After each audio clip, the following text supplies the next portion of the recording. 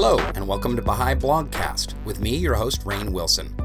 This is where I interview members of the Baha'i Faith and other friends from all over the world about their hearts and minds and souls, their spiritual journeys, what they're interested in, and what makes them tick. Enjoy.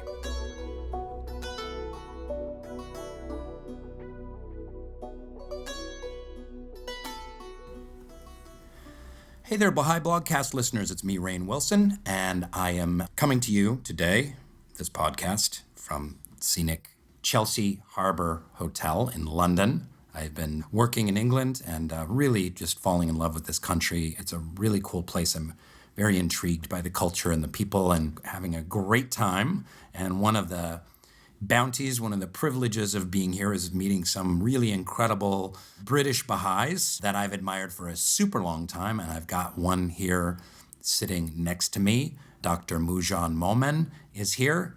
How you doing? Fine, thank you. Yes, thank you for asking me to have this interview. Oh, it's absolutely my pleasure. I've read several of your books throughout the years. You've written so many books, including Baha'i history and books on Buddhism and the Baha'i Faith and Hinduism and the Baha'i Faith. A scholar as well as a medical doctor, which is great because in case I have some kind of weird tumor explode inside of my abdomen, there's no one else I'd rather have next to me. All he needs is a plastic knife and a towel and a hot pot, all of which can be found in this hotel room, and he'll stitch me right up. Isn't that right, Doc? Yes, well, I can certainly try. So let's start at the very beginning. I know when someone is reading or studying your work, they don't get to know too much about you personally, and I'd love to just start with who you are and what you're about. We chatted a little bit the other day, and you said that you are a kid in Tehran? I was actually born in Tabriz, the town where the martyrdom of the Bab took place, but that was, my family were not from Tabriz. It was because my father was in the Iranian Air Force and was stationed there. But by that time, my family were all based in Tehran when I was about 2 years old. So what brought you to Great Britain? Okay, well, just after we moved back to Tehran, my father passed away. I was 3 at that time, and my mother decided that the best thing for our education would be to come to England. That was in 1955, and in that time, for effectively was a single woman to come to England was a big thing. It was a very brave thing to even contemplate going to a new culture, a language she didn't know, to have all of her ties all the network of friends and so on that she had built up in Iran, leave them all behind and go to a completely new country. And it wasn't even as though the traveling there was particularly easy. You didn't hop on a plane and you were in England 5 or 6 hours later. We traveled overland, first of all by bus, then by boat, then by train, then when we got to the English Channel, boat again, then train again. It was a long haul, difficult journey, all of these places, not knowing the language, trying to work out how to get to the next stage of the journey. It was very difficult. And then what made you choose being a doctor, and why did you go down that path? It's actually difficult for me to say because I sort of drifted into medicine. I liked sciences. I liked biological sciences. One of the courses that was open was medicine, and I looked into that and I thought, yes, I'd like to do that. So it led on from sort of my interest in science.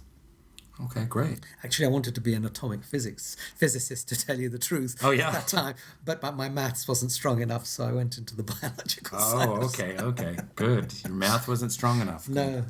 Your one flaw. You've written 27 books and a scholar on all these different things, but we know now your secret that you're terrible at math. Just admit it. Yes, I am.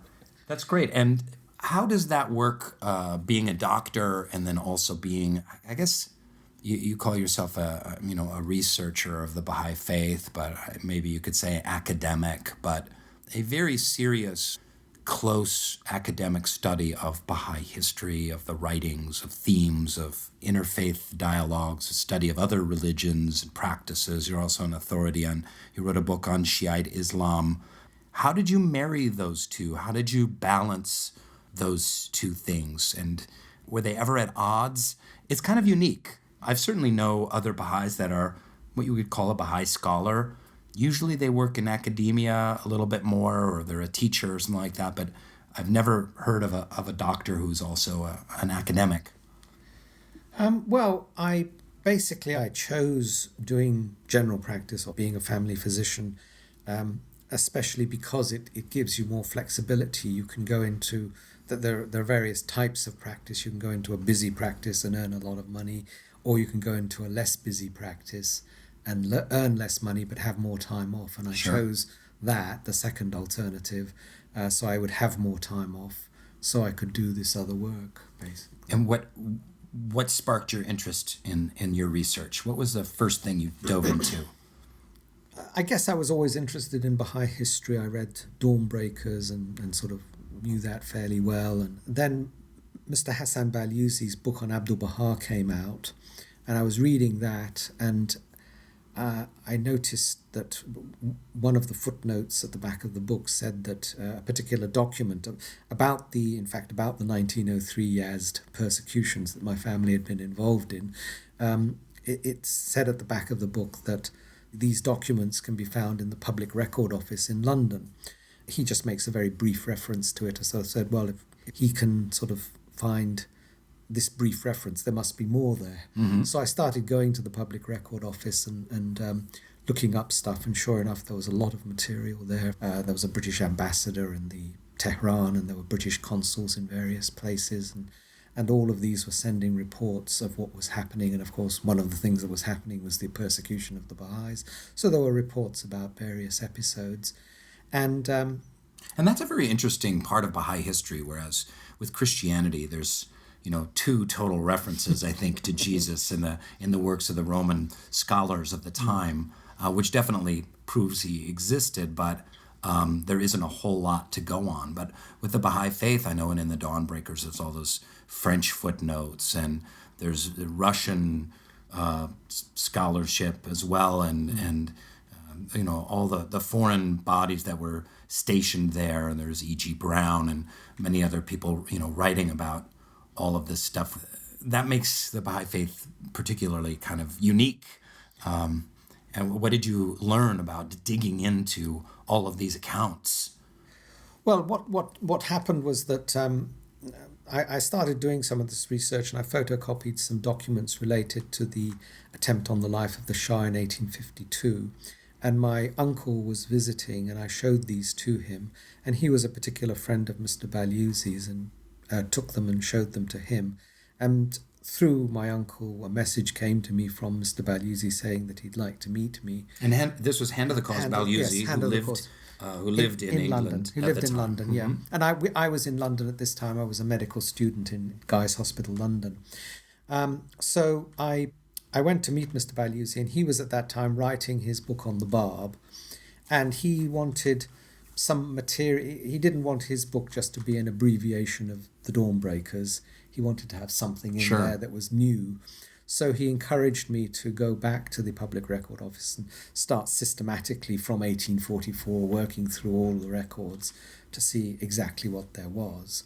So that's how I got sort of delving deeper into it. I was sort of under his direction, going into the records, finding what I could. And from what I understand, Mr. Balyuzi had a number of health problems that kept him from traveling and speaking as much as he did in his early days. What was that like working with him? He's a hand of the cause, I would say, that a lot of the Western Baha'is don't know very much about other than his books and his scholarship. Yes, he was. I mean, he played a very important role in the history of the Baha'i community in Britain, right from the 1930s when he first came to England onwards, and he was on the National Spiritual Assembly. In fact, he was the chairman of the National Spiritual Assembly.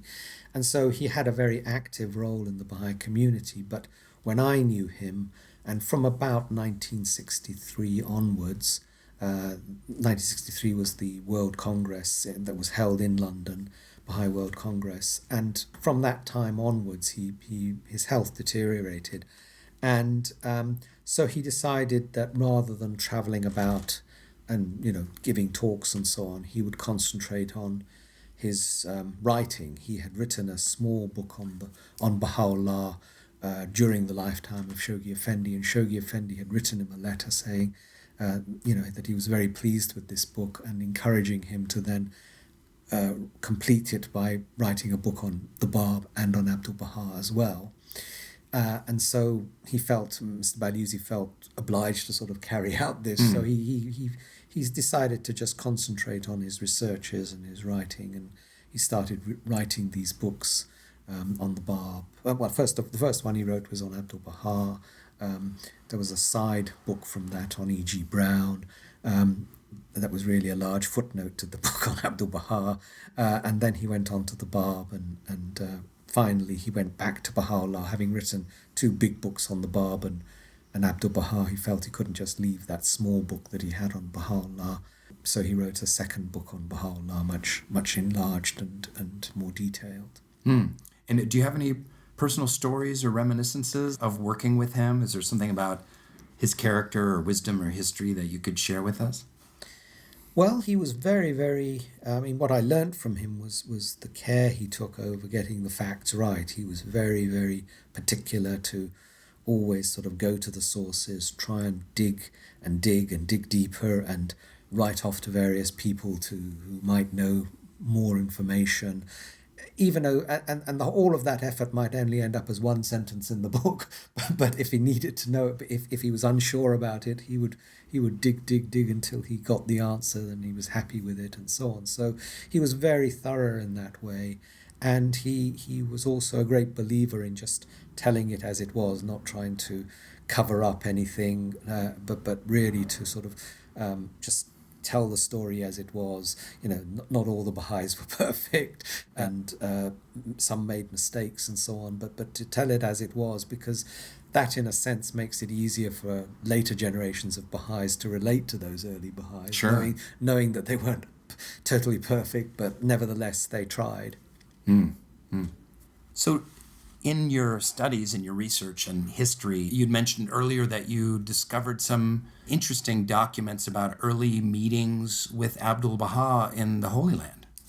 Yes, I was very interested to find a number of reports of Europeans who came to the Haifa Akka area for various reasons. Some of them were missionaries, some of them were travelers. And in the course of their travels, they met Abdul Baha, and their accounts of Abdul Baha, really from the time he was a young man, are very interesting. As early as 1871, a British missionary doctor who met Abdul Baha praises Abdul Baha very highly, talking about his knowledge of the Christian scriptures of the Bible. Wow. Which, given that Abdul Baha had never had any formal studies of the Bible, had never sort of sat with anybody to learn the Bible, is amazing that a missionary who is in effect a Christian teacher should be praising Abdul Baha's knowledge of the Christian scriptures. And a couple of years later, there was another missionary who wrote about Abdul Baha talking... This is Abdul Baha in his 20s. Yes, 1871. He was born in 1844. So he was 27 years old. Yeah, that's right. And a couple of years later, there was another missionary who, and both of these two talk about his skill in presenting proofs, his ability to sort of bring up the proof that is relevant to the listener, as it were. Were these American or English or English. French? Or? No, these were British missionaries, basically. Where did you find these documents? I was chasing up one set of documents. One of these was published in the Times, the British newspaper, the Times, and that was the first one. And the second one was in the missionary records. That the British had a missionary society called the Church Missionary Society, which was active in the Haifa area, and was also active in Iran, actually. So there are also accounts of the Baha'is in Iran in their records. And so I went to their records. At that time, they had a records department in London, and I looked through their records and found these accounts. That's fascinating.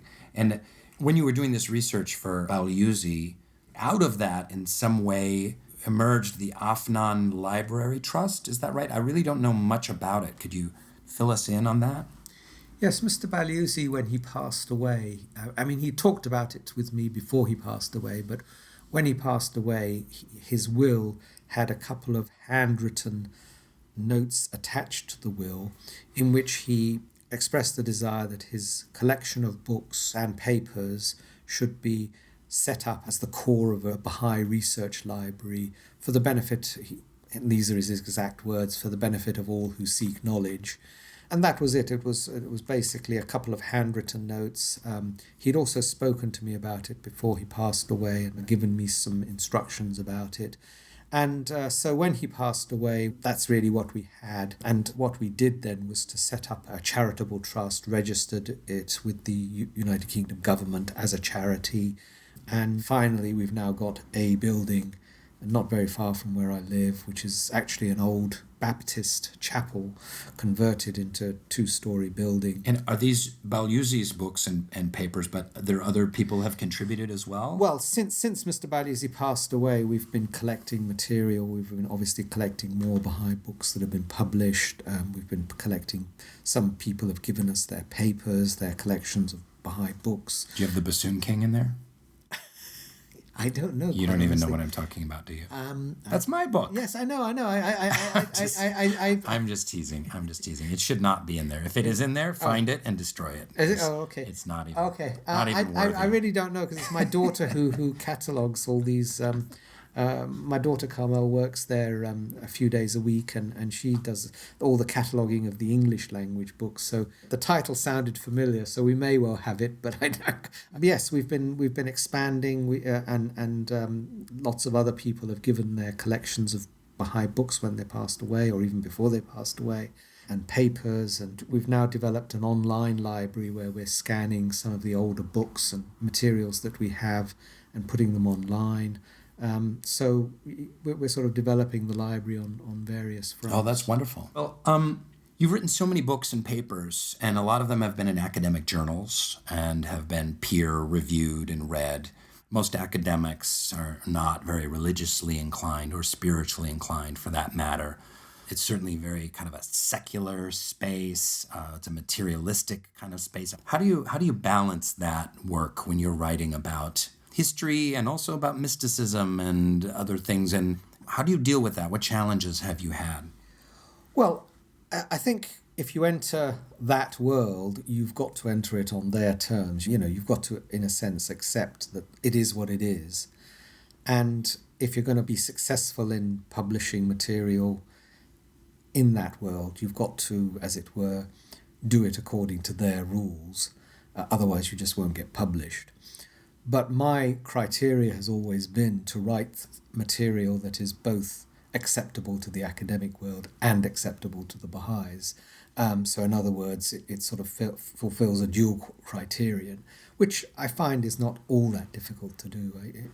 I think Baha'is quite often appreciate getting material that is written in a slightly sort of more neutral way. Mm-hmm. And as I say, because I'm interested in subjects like sociology and anthropology and so on, I quite often I'm looking at Baha'i history from a viewpoint that Baha'is are not familiar with, and so they appreciate getting this new viewpoint on their own history. But at the same time, I'm keeping to the academic criteria, the academic methodology. You wrote a book called The God of Baha'u'llah? Yeah, it was actually an article in a book, yeah. Okay. Who or what is the God of Baha'u'llah? Well, the purpose of writing that article was that there is a paper had been written by a French scholar called Scholler, who wrote basically that, as far as he could see, the God of Baha'u'llah was the Abrahamic God of the sort of Semitic religions, the sort of Judeo-Christian Muslim line. And he was just sort of saying that. And I wrote this paper to say that, well, yes and no.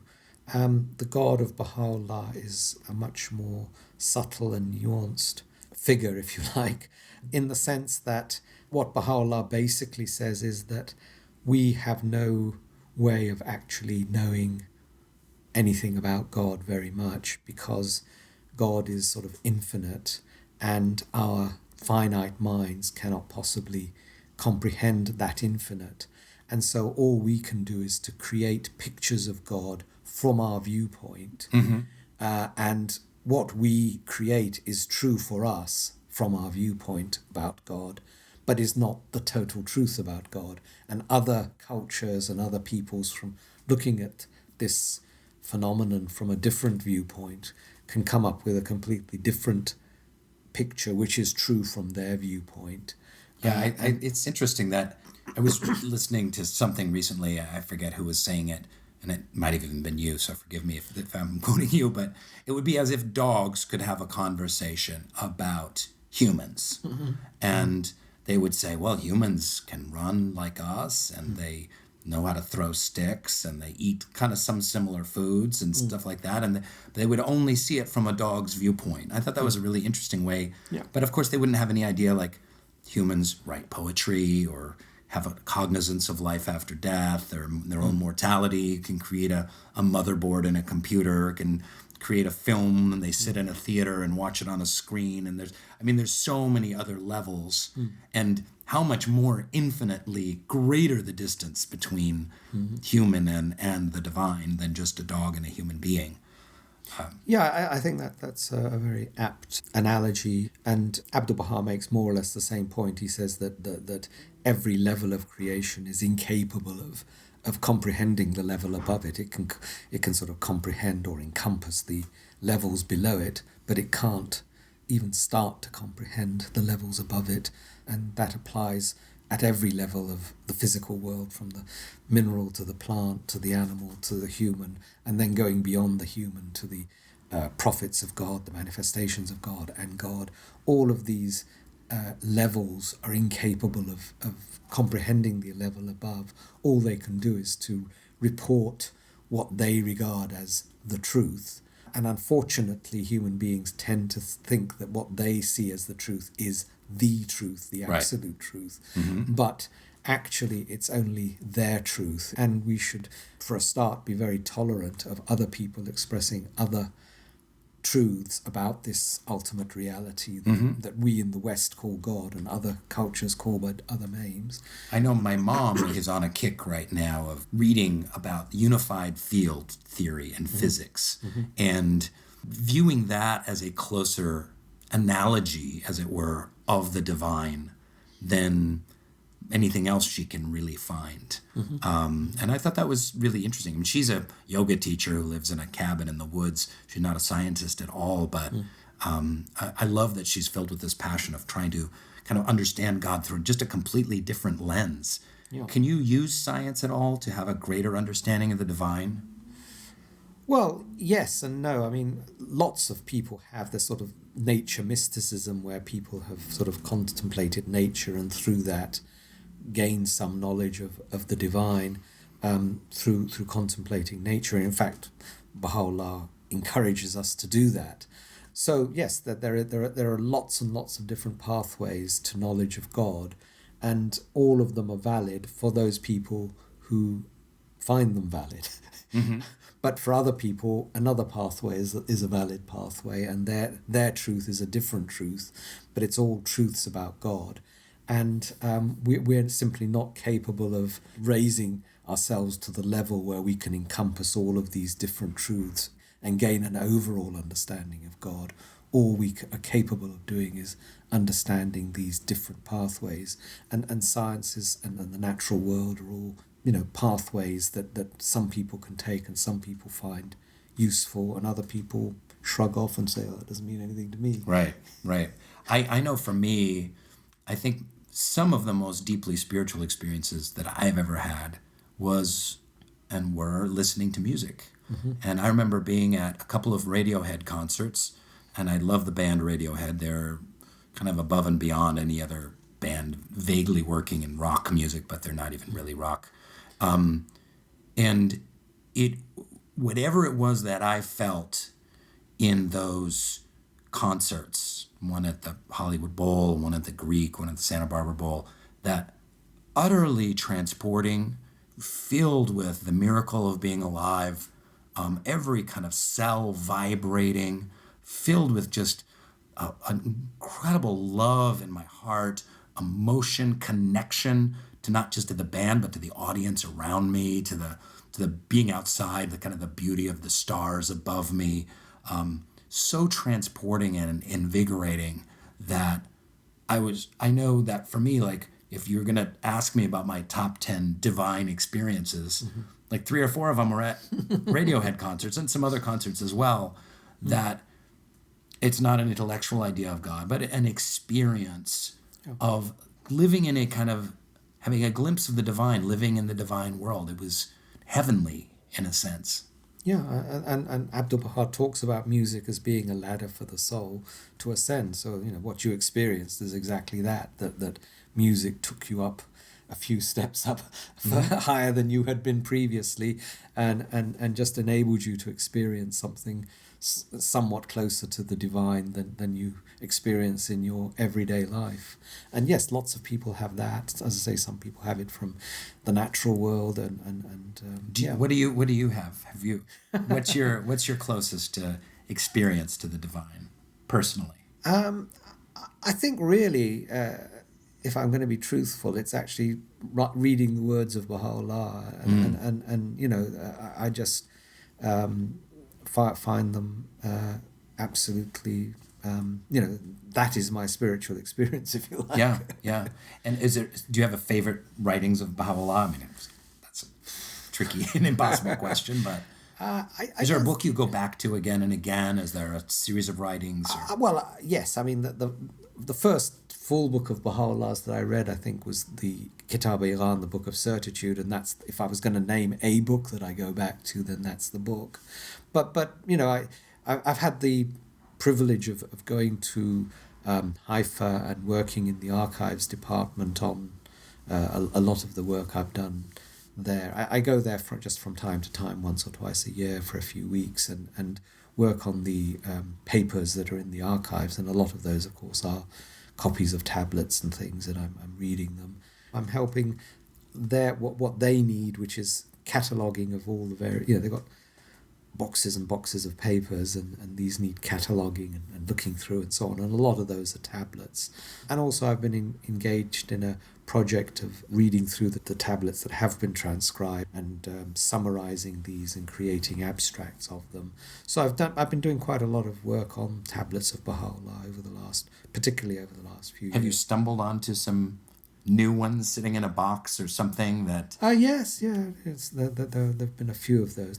Very, very interesting tablets of Baha'u'llah. I think probably the Baha'i world doesn't appreciate quite how... I'm just giving you one example here. How insistent Baha'u'llah was that the Baha'is consult among each other, for example. In the last few years of his life, tablet after tablet that I read, whatever problems the Baha'is presented, he would sort of say, go and consult about this. So he was very, very interested in getting the Baha'i community, whether it was the community that was wanting guidance or individuals who came to them with their problems, he would urge them to go and consult. And I just found that really, really interesting that he considered that, in a sense, Baha'is consulting together were a substitute for getting guidance from the manifestation of God. For example, there's some stories about that as well. One of the hands of the cause, Mirza Hasan Adib, lived in a small town and he'd been thrown out of that town. And he came to Haifa and he asked Baha'u'llah, well, now that I can't go back to my hometown, where shall I go and live? Now, Baha'u'llah had his finger on the pulse of the entire Baha'i community in Iran. He knew the state of every community. He could easily have answered that question. But no, he said, go back to Iran, consult with the hands of the cause in Tehran, and then decide where you're going to live. Oh, wow. And that's, what is that, raising someone up, raising capacity. Yeah, that's right. Yeah, that's right. It's sort of getting the Baha'is used to this concept of consultation, used to the fact that they're not always going to have a figure that they can turn to for guidance, and they should start this process of learning how to consult, because it's a difficult process to learn. Abdu'l-Baha writes about it at great length, of all the qualities you need, and you have to train yourself, and it's a big thing, and Baha'u'llah wanted Baha'is to start doing it, and Abdu'l-Baha is exactly the same. Things would be asked of him and he would say, consult about it. There's a story about him in the United States. There was the convention going on. They had a temple unity, which was a body that was going to build the temple, the house of worship in Wilmette. This convention was actually going on, and Abdu'l-Baha was there in Chicago at the time. And somebody found him outside the convention hall, and they said, "Oh, please go in. The Baha'is would love to have you address them and give them advice and guidance and so on." And he said, "No, if I go in, they'll just follow what I say. I want them to consult." So even on an important thing like the Mashrab al-Azkar, the house of worship, Abdu'l-Baha wanted the Baha'is to consult, and raised that above considerations of the fact that he could probably have given them better guidance. But he wanted them to come to consult and come to decision and to learn how to do this process. I want to get into consultation a little bit more, because it's one of the key points of your work on kind of a sociological exploration of what the Baha'is are doing now, what the Baha'is are actually building, and consultation is a key foundation stone in what you talk about. So put a pin in that. But one thing about consultation that I find really fascinating in the Baha'i writings is that it's also brought up as a great way of just being in the world. It's not just, I think some Baha'is think of consultation, and forgive me, listeners, if I've brought this up before on the blogcast, I just find it really revelatory that I think Baha'is sometimes think of consultation as something that an LSA or a committee should do in order to come up with of what we were going to do for the next holy day or something like that. But consultation is so much deeper than that. And it's also really brought up in the Baha'i writings. I've found some, I don't have anything on the tip of my tongue, that it's like, it is a valuable way to be in the world, to live one's life in a spirit of consultation. And I was talking to a friend of mine who's dealing with addiction issues, Alcoholics Anonymous 12-step stuff, and he was talking about how in the Alcoholics Anonymous and in the 12-step tradition of recovery, that consultation is very highly prized, and the addicts are told to consult together, that the meetings don't have leaders, that they make decisions by a group conscience, but also just in their daily lives they're supposed to consult with others about all things and decisions that they're making. There's so many similarities between the 12-step program and the Baha'i faith on that level, that it's anti-hierarchical, it's very democratic, and consultation is a key piece of the puzzle.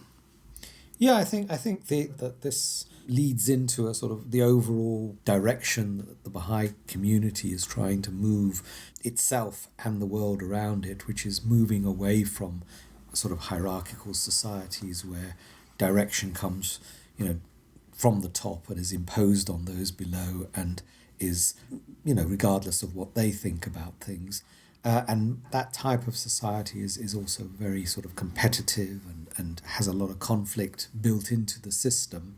And Baha'is are trying to move away from that type of society into a society where the operating principles are those of collaboration, cooperation, consultation. These sorts of words are the operating principles of this new type of society. Well, let's go here now. So this is something you've been thinking a lot about recently. You've been doing some writings about, besides your other academic works. It's how are the current activities of the Baha'i faith seeking to create a new social structure? I read one paper that you wrote on it, and I was really, truly captivated by your ideas. In your presentation, you talk about how we sometimes don't see the forest for the trees. I think in what we're doing on the ground, and I think it would be really valuable for the listeners to hear your perspective and insight, and the idea that so many people are, and I know so many people in the LA area that are, they're so busy hosting a Ruhi, attending a Ruhi, doing a children's class on a weekend, trying to get a devotional gathering together, going to an ATC meeting, like trying, just the busy work of all of these little puzzle pieces that are so difficult to do. I mean, to get people to come, and then people don't show up, and you have to organize, and the email address and the location. It can just fill your week. It just can fill 4 nights of your week so easily to be doing these. And we lose track of, like, what are we doing? Why are we doing it? And I think it's so valuable to kind of take the 20,000 foot view of we're building the kingdom of God on earth in an entirely new way and reconfiguring the social structures and systems that underlie how humanity does everything. So I know I've raved a lot about it, but hit us with what you're thinking about. Okay, well, in summary, over 100 years ago now, Baha'u'llah looked at the structure that we have, our social order, and he says he finds it lamentably defective. Those are his words. And his teachings are really there to provide an alternative to that. So if we're going to sort of try and analyze, well, what is our social structure and what is it about it that's lamentably defective, then the best place to sort of start looking is at what some sociologists, the way they've described our social structure. And basically, for over 10,000 years now, human beings have been living in, not in every part of the world, but in increasingly larger and larger percentage of the world, very hierarchical societies.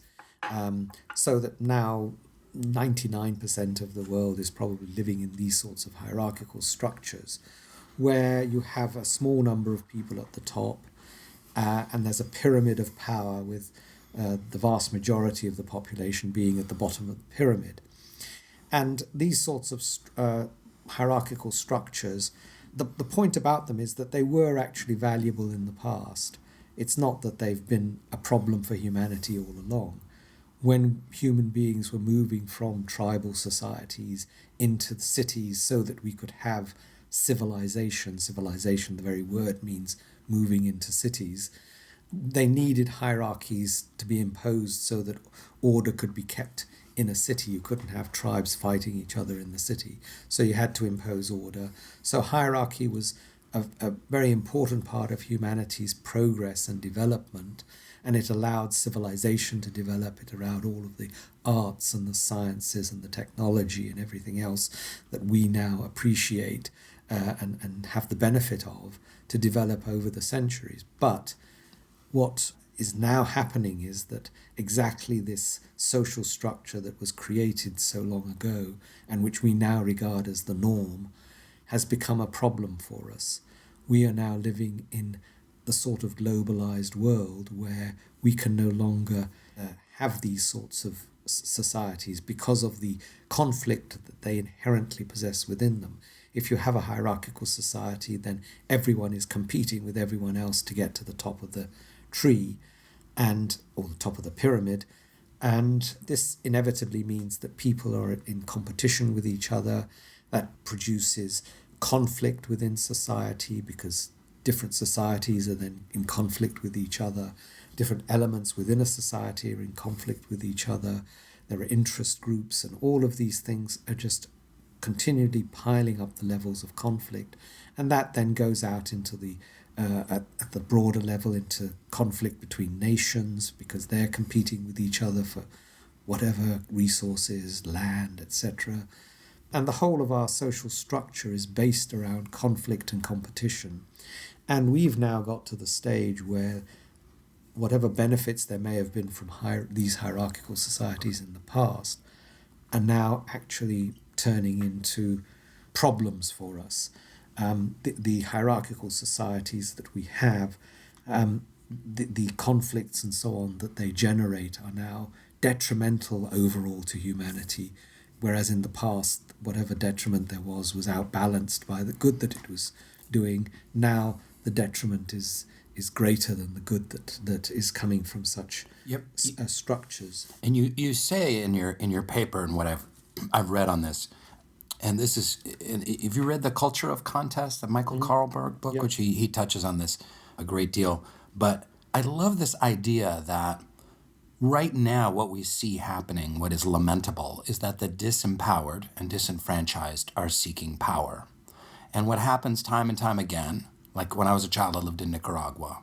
So the Sandinistas wanted to liberate through a communist Marxist way, the farmers and the common workers who were so held down to gain power. But once they gained power in that system, now the political left is even more corrupt than the political right was, 40 years ago. And because what is also lamentable is that the disempowered seek to gain power in a hierarchy. They seek to be at the top of the hierarchy. But in so doing, they're not changing the actual system itself. And like you said, the system around us is one based on contest.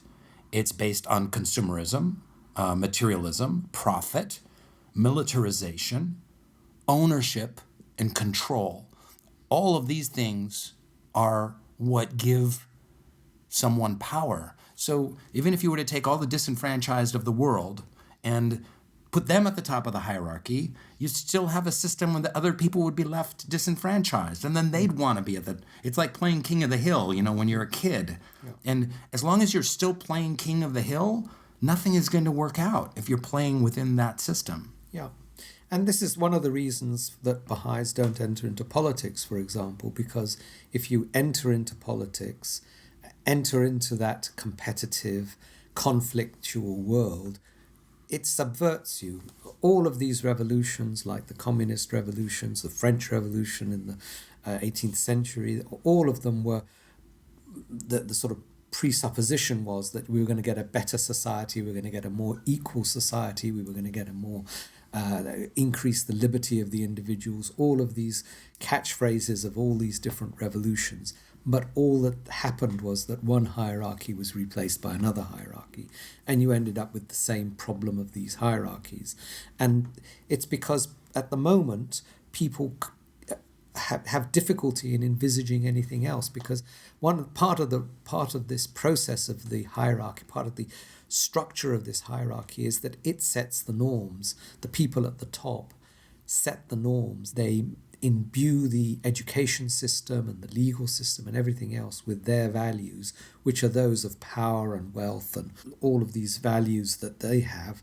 And people think that this social structure that we have is the norm, so that it just becomes natural for people. If they get a group of people together to do anything, they'll elect a leader from them, and the leader will give them orders, because that's just the way we've been educated. That's the way this has been imbued into us from childhood, that's the way it is.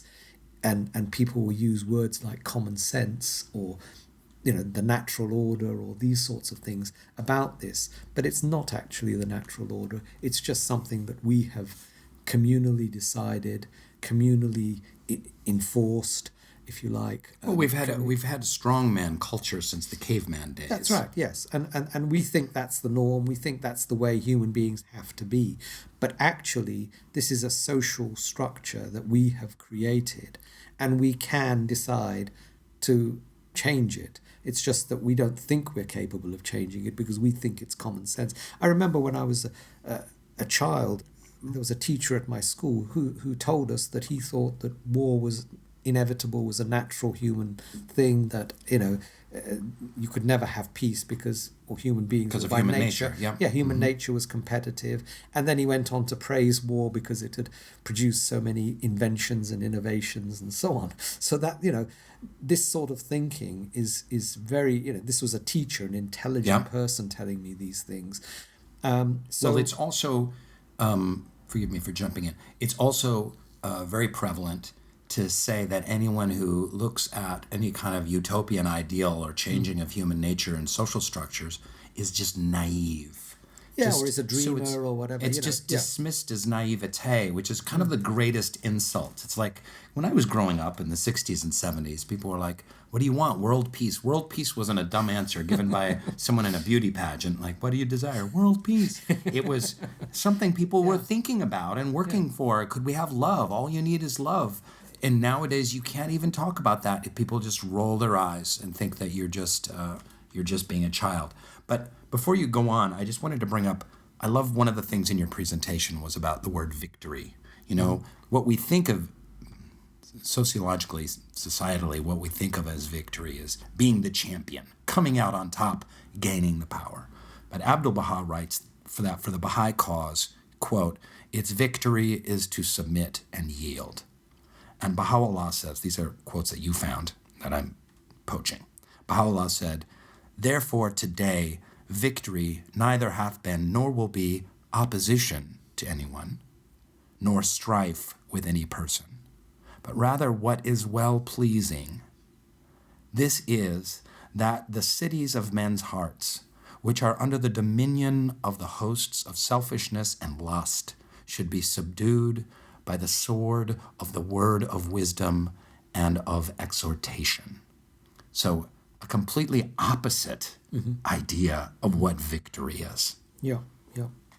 I mean, the overall sort of, the overall picture that I'm trying to paint is that we as human beings create our social reality, but then having created it, we forget that we've created it and think that it's the way things are, the common sense, natural, the unchangeable reality.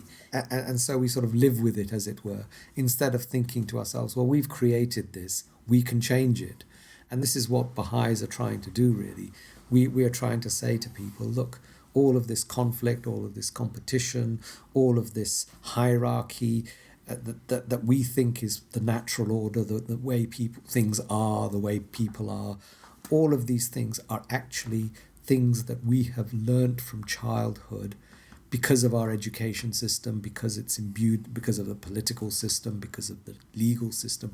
All of these things imbue these values into us, and we think that's the way it is. But it actually isn't. We can change this.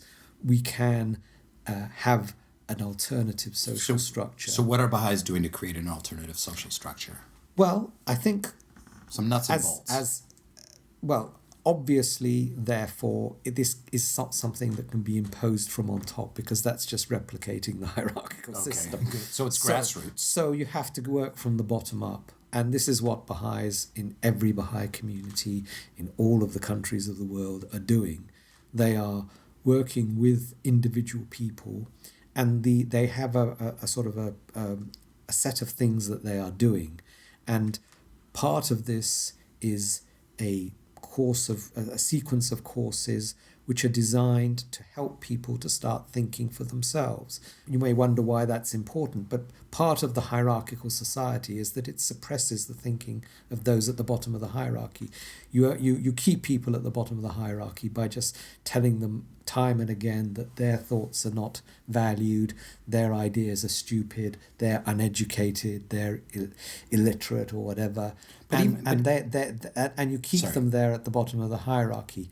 And what the Baha'i communities are trying to do is to get people through this sequence of courses, through doing these courses, to start thinking for themselves. You start off by looking at a quotation and just saying, I think this means this. It's a sort of very simple step-by-step process whereby you start people thinking for themselves and start having ideas, because at the moment a large percentage of the population just take their ideas from the media, from the television, from newspapers, and they just parrot those because they've been told all their lives that their own thoughts are not worth thinking, that they're too stupid to have ideas. They just parrot whatever they hear instead of thinking for themselves. So this sequence of courses starts off, the very first part of it is get people thinking about things. They start off by thinking about a quotation in front of them, what it means to them, how they should live in view of this quotation from the Baha'i scriptures, and so on. And also having then the confidence to actually voice those thoughts, because, again, people are not used to voicing their own ideas. They just voice things that are safe because other people have said them, because they've read them in the newspaper. So they think, oh, well, this is safe,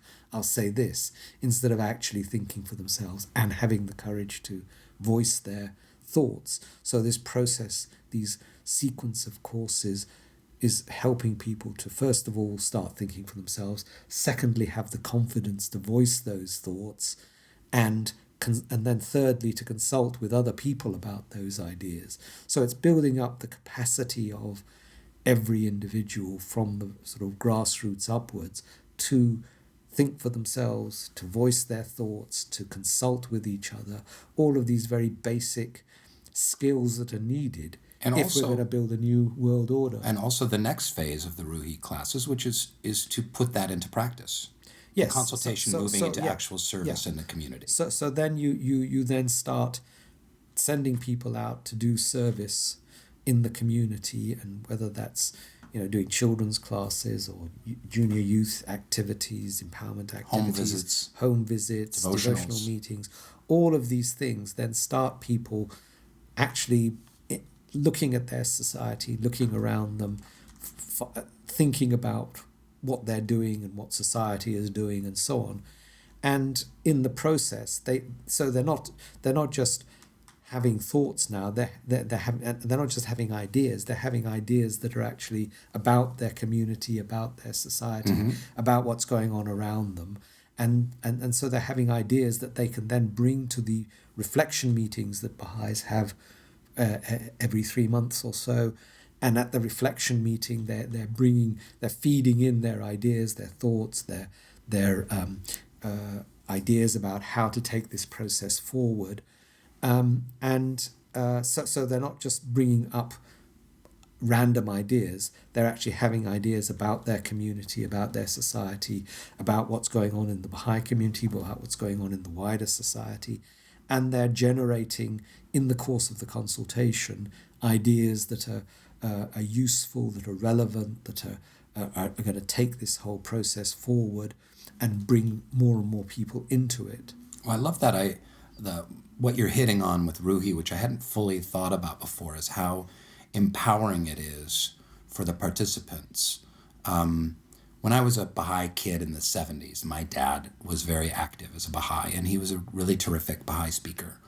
And there was a kind of a circuit of firesides and Baha'i devotionals where usually white males, in their 40s to 60s, there were 7 or 8 of them, let's say, in the Pacific Northwest that were asked to kind of go around and do firesides and do the talks and kind of do the work and be on the district teaching committee or whatever. And the Baha'i community was simply reflecting the hierarchical structures of the outside world.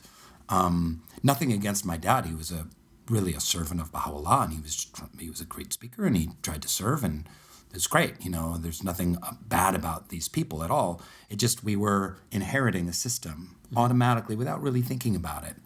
I know a lot of people that have resisted the Ruhi almost long for that old system. A lot of times, especially online, you'll find that people that are resistant to it are the ones who were in that position where they were at the top of the hierarchy. They were the ones that were chairmen of assemblies or asked to speak a lot. Well, and also I think people are just comfortable with what they knew when they grew up. People sort of have a nostalgic feel for the past, and every time, any time that there's any change, there's always a bit of resistance to change because human beings basically don't like to change. So even though what the Baha'i community is now trying to do is to actually put into place the teachings that Baha'u'llah brought us over a century ago, and which are there in his tablets. We're actually trying to actualize those in our communities, to have communities that are consulting together, that are collaborative, that are cooperating, that are taking the faith forward. Even though we're trying to do that, a lot of Baha'is still think of the communities that they knew when they were growing up, and sort of hark back to those with a certain sort of nostalgia, and it's just human nature to be resistant to change, because change makes us uncomfortable. But I think it's a little deeper than that. I do personally. I think that back in the 70s, there were, let's say, people that made the cookies for Baha'i gatherings, and that's how they served the faith. There's nothing wrong with making cookies for Baha'i gatherings, not meaning to be disparaging at all, but they were a little disempowered. And in the new way of doing things, we want to hear from everyone. We want to hear from the people who make the cookies. We want to hear from the people that mop the Baha'i Center. We want to hear from the shyer people, the quieter people, the voices that aren't heard as much. women and people of color, people that have been maybe disenfranchised in other ways by society, their voices can be heard through the institute process and through the consultative process, like you described. And that, I think that's threatening to some people. It's certainly a major shift. Yeah, and I think we're seeing it, playing out in the Baha'i community at the moment. And I mean, you mentioned women and people of color and so on. This is, those are precisely the people who are at the bottom of the hierarchy in the past. And this process is bringing them out. The Universal House of Justice talks about raising capacity. Well, that's exactly what this is doing. It's raising their capacity so that they do then feel confident to speak out and to voice their opinions and to take a full responsibility for all the work that needs to be done in the Baha'i community is now being shared amongst everyone rather than just a select few people who in the past may have done these things. And this then gives a voice to those people at the bottom of the hierarchy, at the bottom of the pyramid of power, and enables the Baha'i community really to raise itself to a new level of activity, because instead of just having 2 or 3 people in each community active, you have the whole community active and doing things. And so you're really multiplying your centers of activity in a almost an exponential way, because they then drag other people in and so forth.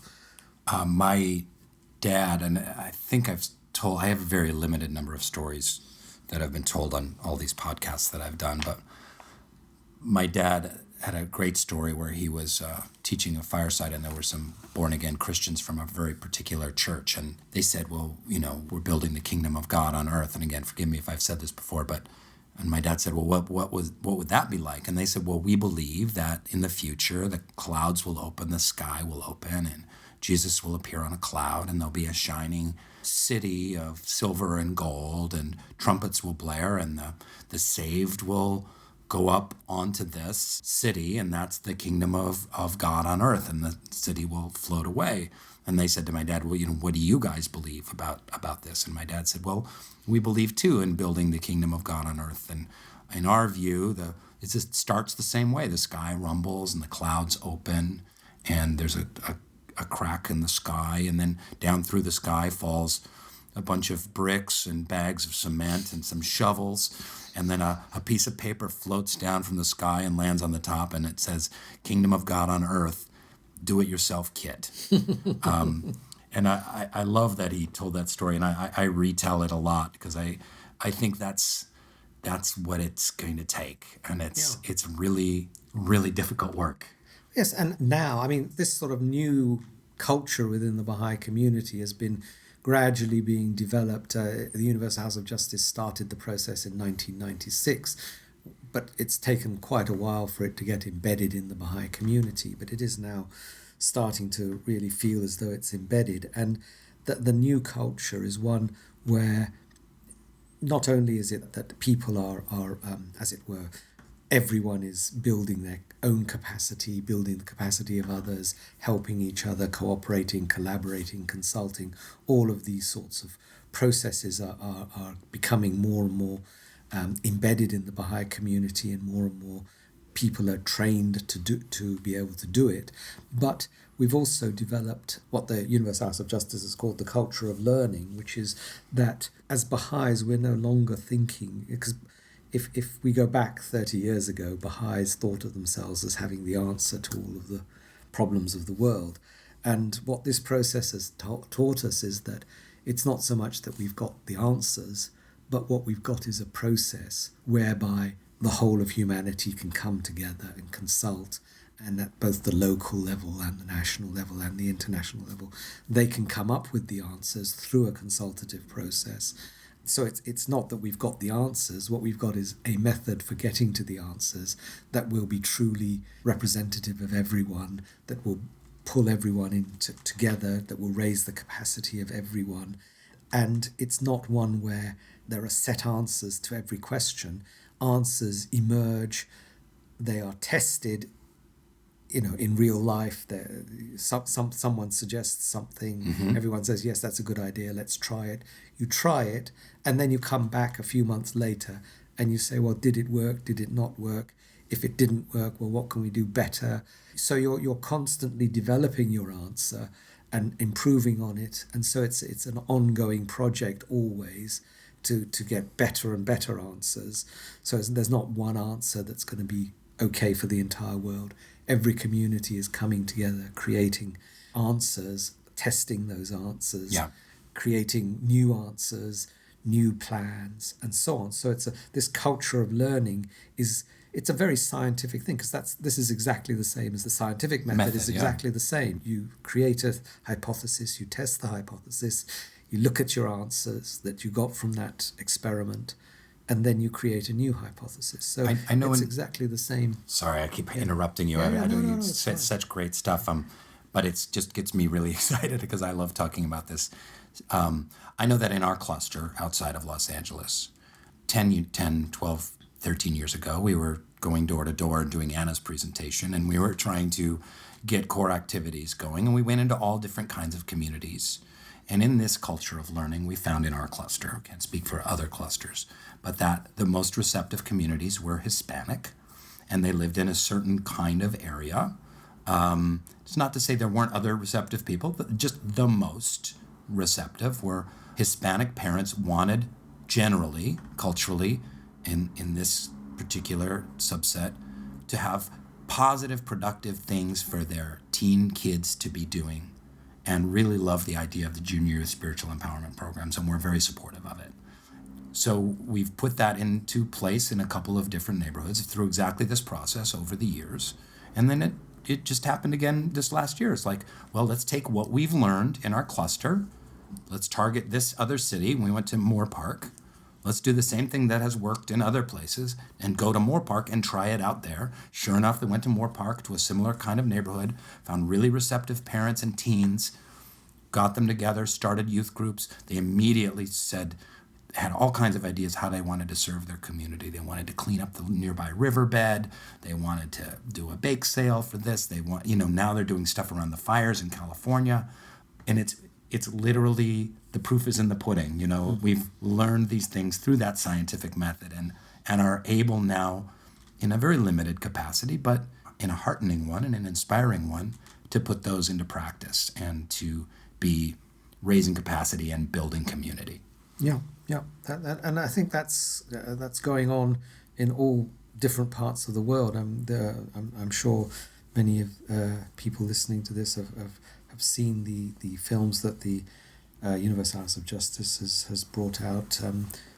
Latest one is called Widening Embrace, and you can see there that exactly this process is going on in all sorts of different parts of the world, in all sorts of different settings, urban settings, rural settings. So in one sense, it's a single process that the House of Justice is, as it were, directing and managing and guiding. But at the actual individual community level, it can be manifold. It can be lots of different things that are appropriate to that area, that reflect the culture of that area, that reflect the capacities of the Baha'i community in that area and what they're capable of doing.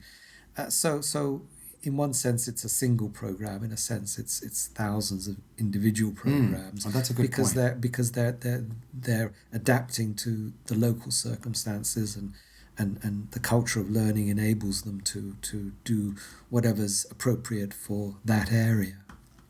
That's great. Well, there's so much more to say. We'll put the link up to your paper about this. And I trust that maybe there'll be more papers or books or studies or talks about this coming down the pike. Yes, there's a couple of things that are in the pipeline, yes. Okay, great. And you and your wife have a website. Yes. What is that? Momen. Yes, momen.org. Momen.org. And it has links to a lot of your writings and books and stuff like that. Yes, some of them, yeah.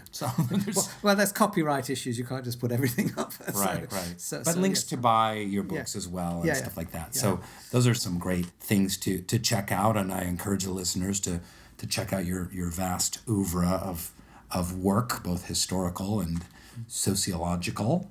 And really, thank you so much. It's been such a pleasure and honor to talk to you and hear these exciting new concepts that you're playing with right now. Well, thank you very much. It's been a great pleasure being here and talking with you, and thank you. Thanks so much for coming down to Chelsea. So long, everybody. Thanks for listening. Bye.